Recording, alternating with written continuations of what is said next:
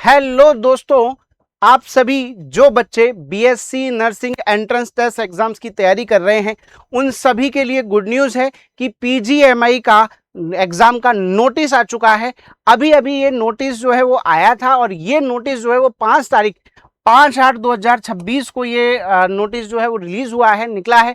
और यहीं से इसकी ऑनलाइन फॉर्म्स की डेट भी दोस्तों जो है वो स्टार्ट हो चुकी है। सेम डेट आप 5/8/2026 से ये डेट जो है वो डाल दी गई है कि इस पर आप ऑनलाइन रजिस्ट्रेशन कर सकते हैं। और इसके अलावा इसकी जो लास्ट डेट रहने वाली है दोस्तों, वो लास्ट डेट इसी मंथ की लास्ट डेट यानी 31/8/2026 को रात 11:30 तक जो है वो रहने वाली है। तो आप सभी लोग जो भी इस पीजीएमआई की एग्जाम देना चाहता है वो इस ड्यूरेशन के बीच में फॉर्म को फिल कर सकता है।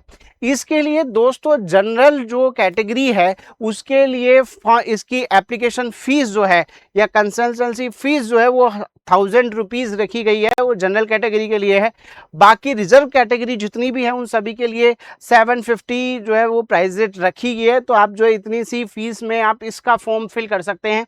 साथ ही साथ दोस्तों इसके अलावा आप लोगों को इस एग्जाम का जो एडमिट कार्ड डाउनलोड होने वाला है वो 10/9/2026 को इसका एडमिट कार्ड डाउनलोड हो जाएगा। टेंटेटिव डेट यही है। और साथ ही साथ एग्जाम की जो टेंटेटिव डेट है वो 13 तारीख को दी है दोस्तों। 13/9/2026 जो संडे है उस दिन आपको इस की एग्जाम की डेट दी है कि आपका एग्जाम जो है वो इस डेट पर हो जाएगा। दोस्तों इस नर्सिंग एंट्रेंस टेस्ट के जो ये एग्जाम रहेगा इसमें आप लोगों के फिजिक्स, केमिस्ट्री और बायोलॉजी आने वाली है। इस फिजिक्स, केमिस्ट्री, बायोलॉजी के 60 मार्क्स जो हैं वो रहेंगे। और दोस्तों ये जो एग्जाम है चाहे बीएससी नर्सिंग वाला हो, चाहे बीपीटी वाला हो या पैरामेडिकल कोर्स वाला हो, इन सभी के लिए ये एग्जाम में का पैटर्न रहने वाला है जिसमें फिजिक्स, केमिस्ट्री और बायो के 60 क्वेश्चन आने वाले हैं। मैं विश्वास छात्र आपको कॉन्सेप्ट आने पर यहीं पर इन केमिस्ट्री के 60 क्वेश्चनों की प्रिपरेशन कराने वाला हूं, बताने वाला हूं कि क्या क्या आएगा। और दोस्तों अगर हम बात करें तो हमारे पास केमिस्ट्री का 12th क्लास का सब्जेक्ट 11th क्लास का भी है आएगा और 12th क्लास का जो है वो भी आएगा।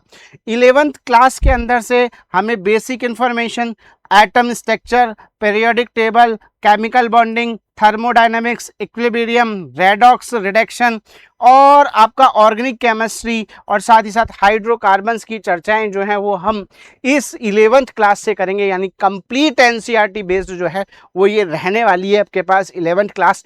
और 12th क्लास की अगर हम बात करें तो सॉल्यूशन है, इलेक्ट्रोकेमिस्ट्री है, केमिकल काइनेटिक्स है, एफ ब्लॉक, डी ब्लॉक है, कोऑर्डिनेशन कंपाउंड है, हेलो एल्केन्स, हेलो एरिन्स है, अल्कोहल, फिनॉल, ईथर है, साथ ही एल्डिहाइड, कीटोन और कार्बोक्सिलिक एसिड है।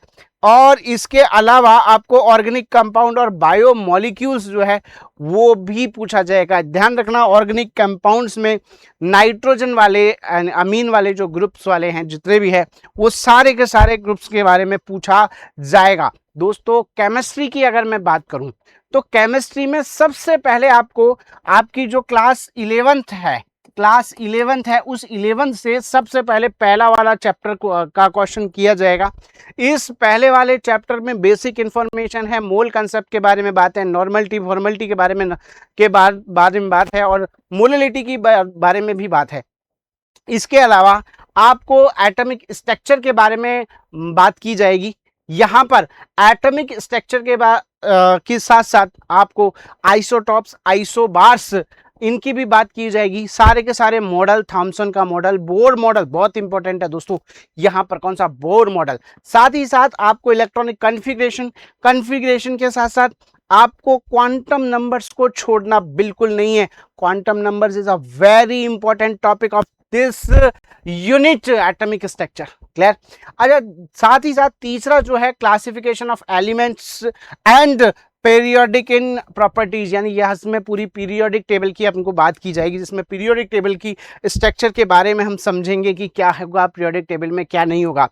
केमिकल बॉन्डिंग की बात यहाँ पर की जाएगी, वीबीटी है, एमओटी है ना, सीएफटी है, इन सभी की बात की बॉन्ड कैसे बनाएंगे, आयनिक बॉन्ड क्या है, ऑक्टल रूल क्या है, एक्सेप्शन क्या है, इन सभी की बात हम यहाँ हमारे इस चैप्टर के अंदर हम कर लेंगे। साथ ही साथ केमिकल थर्मोडायनेमिक्स, यहाँ पर थर्मोडायनेमिक्स के सभी रूल्स को फॉलो किया जाएगा, उनके बारे में जाना जाएगा कि किस तरह से थर्मोडायनेमिक्स, एंथैल्पी, एंट्रोपी की बात होती है कि क्या होती है, इनके बारे में हम यहाँ पर पढ़ेंगे। साथ ही साथ यहाँ जो है ना गिब्स फ्री एनर्जी, जो कि बहुत इंपॉर्टेंट टॉपिक है इस यूनिट का, वहां से भी क्वेश्चंस बहुत सारे बनते हैं, तो हम इस टॉपिक को भी बहुत अच्छे से पढ़ेंगे। इसके अलावा केमिकल इक्विलिब्रियम, इक्विलिब्रियम की अगर हम बात करें, रासायनिक साम्य की अगर हम बात करेंगे, तो इसमें एसिड बेस का जो कंसेप्ट है, सारे के सारे ला शातलियस प्रिंसिपल जो होते हैं उनके लिए बात यहाँ पर की जाएगी। साथ ही साथ केमिकल इक्विलिब्रियम की बात की जाएगी, कांस्टेंट की, इक्विलिब्रियम कांस्टेंट की बात की जाएगी, है ना। पीएच वैल्यू जो है वो यहीं पर पढ़ी जाएगी, और पीएच वैल्यू इस टॉपिक का सबसे इंपॉर्टेंट बैकबोन कहलाता है दोस्तों, यहीं से सबसे ज्यादा स्कोर किया जाएगा, है ना। इसके बाद रेडॉक्स रिएक्शन, देखो दोस्तों रेडॉक्स रिएक्शन में ऑक्सीडेशन नंबर सबसे इंपॉर्टेंट है, साथ ही साथ रेडॉक्स और आपकी ऑक्सीडेशन और रिडक्शन रिएक्शंस इंपॉर्टेंट है कि, और इन सभी के एक्सेप्शंस ये सबसे इंपॉर्टेंट है, और इन सभी की चर्चा मैं आपको इसी चैप्टर में यहीं पर करने वाला हूं। इसके बाद अगर हम बात की जाए ऑर्गेनिक केमिस्ट्री के अंदर, तो बेटा ऑर्गेनिक केमिस्ट्री में यहां पर बेसिक ऑर्गेनिक केमिस्ट्री जो है ना, जनरल ऑर्गेनिक केमिस्ट्री, जीओसी, उन सभी की चर्चा मैं यहां से करने वाला हूं, जिसमें हाइड्रोकार्बन है, उसकी स्ट्रक्चर है, उसका हाइब्रिडाइजेशन है, आइसोमेरिज्म है, इन सब की चर्चा जो है हम आपको इसी चैप्टर के अंदर कर लेंगे। फिर आता है हाइड्रोकार्बन्स, तो हाइड्रोकार्बन्स क्या होते हैं, किस तरह से उनका नॉमेनक्लेचर किया जाएगा, कॉमन नॉमेनक्लेचर, आईयूपीएसी नॉमेनक्लेचर, उनकी स्ट्रक्चर क्या होगी, उनके डायमेंशंस क्या होंगे, इन सभी की चर्चाएं दोस्तों हम यहीं पर कर लेंगे। एल्केन्स, एल्केन्स, एल्काइंस, सभी के बारे में हम यहाँ पर पढ़ेंगे, और इसी के अलावा एरोमेटिक हाइड्रोकार्बन्स की चर्चा भी दोस्तों हम यहीं इसी चैप्टर में पढ़ेंगे। क्लियर बात। अब बात करते हैं 12th वाले सेगमेंट की, कि 12th वाले सेगमेंट में हमारे पास क्या क्या दिया हुआ है और क्या क्या आने वाला है। तो 12th वाले सेगमेंट में सबसे पहले है सॉल्यूशन वाला चैप्टर दोस्तों। कौन सा चैप्टर? Solution chapter. इस सॉल्यूशन चैप्टर में सॉल्यूशन की बेसिक इंफॉर्मेशन है, साथ ही साथ कंसंट्रेशन यूनिट्स जितनी भी है, मोलैलिटी, फॉर्मेलिटी, नॉर्मलिटी, आपके मोल फ्रैक्शन है ना, वेट बाई मास परसेंट है, वॉल्यूम बाय वॉल्यूम परसेंट है, मास बाय वॉल्यूम परसेंट है, पीपीएम है, पीपीए भी है, इन सब के बारे में हम यहीं पर नॉलेज ले लेंगे। इसके बाद राउल्ट्स लॉ, हेनरीज लॉ, इन सब की चर्चा हम हमारे इस चैप्टर सॉल्यूशन के अंदर करने वाले हैं। इलेक्ट्रोकेमिस्ट्री की हम बात करें तो सेल रिएक्शन की यहाँ पर बात होगी, ईएमएफ जो है वो इसकी भी बात यहाँ पर होगी, है ना, सेल कांस्टेंट की बात भी यहाँ पर की जाएगी, और साथ ही साथ जितने भी अपने सेल हैं, सेल्स लॉ हैं, इन सभी का, है ना, कोरोजन जो है, इन सभी को हमें यहीं पर पढ़ना है। नेस्ट इक्वेशन जो है ना आपकी, वो भी यहीं पर की जाएगी, है ना, कोलेराउस लॉ जो है वो भी यहीं पढ़ा जाएगा इलेक्ट्रोकेमिस्ट्री के अंदर।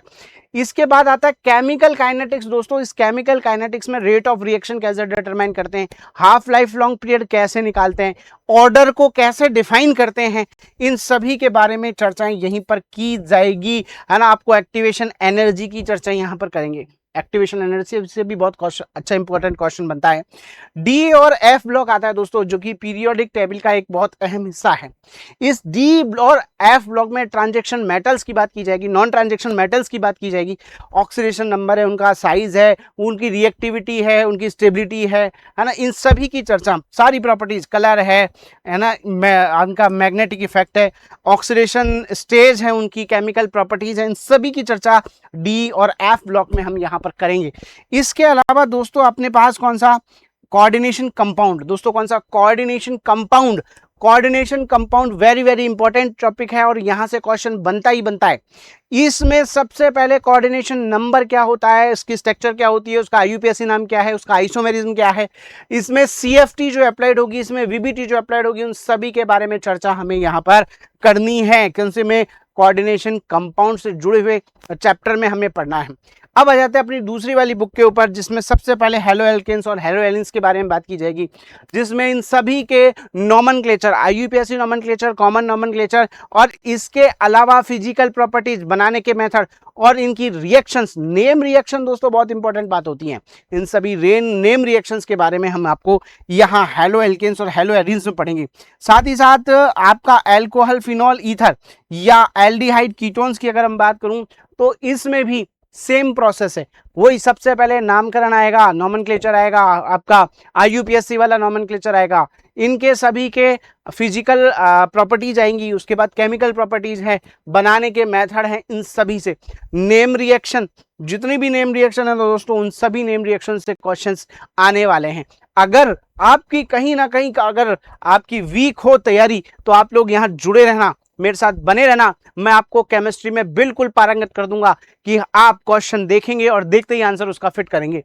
साथ ही साथ जो अगला अपना टॉपिक रहेगा वो एमीन्स वाला रहेगा, जिसमें identify of primary, secondary, tertiary amines के बारे में बात है, प्रिपरेशन है, रिएक्शन है, नोमेनक्लेचर है, स्ट्रक्चर है, इन सभी की बात हमें इस एमीन वाले चैप्टर में की जाएगी। और biomolecules is a very very important chapter.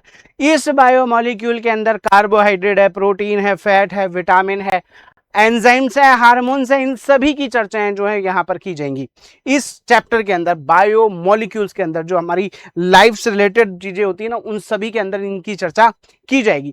ये हमारा सारा का सारा सिलेबस रहने वाला है और इस सिलेबस को हम इतनी जल्दी कैसे तैयार करें, कहां से हमारे क्वेश्चन आते हैं, किस तरह के क्वेश्चंस बनते हैं, इन सभी के साथ दोस्तों मैं आपको मिलता रहूंगा यहीं पर, इसी प्लेटफॉर्म पर, कुछ इंपॉर्टेंट क्वेश्चंस के साथ साथ कुछ इंपॉर्टेंस अपनी थियोरेटिकल कंसेप्ट के साथ साथ सभी कॉन्सेप्ट को बताता हुआ मैं आपको इसी प्लेटफॉर्म पर यहीं पर आपको सफलता दिलाने के लिए बिल्कुल तत्पर रहूंगा। तो आप सभी से उम्मीद करता हूं कि हम लोग बहुत जल्दी मिलेंगे हमारी क्लासेस में। तब तक के लिए लेता हूं आप लोगों से इजाजत। Thank you, bye and take care, best of luck दोस्तों।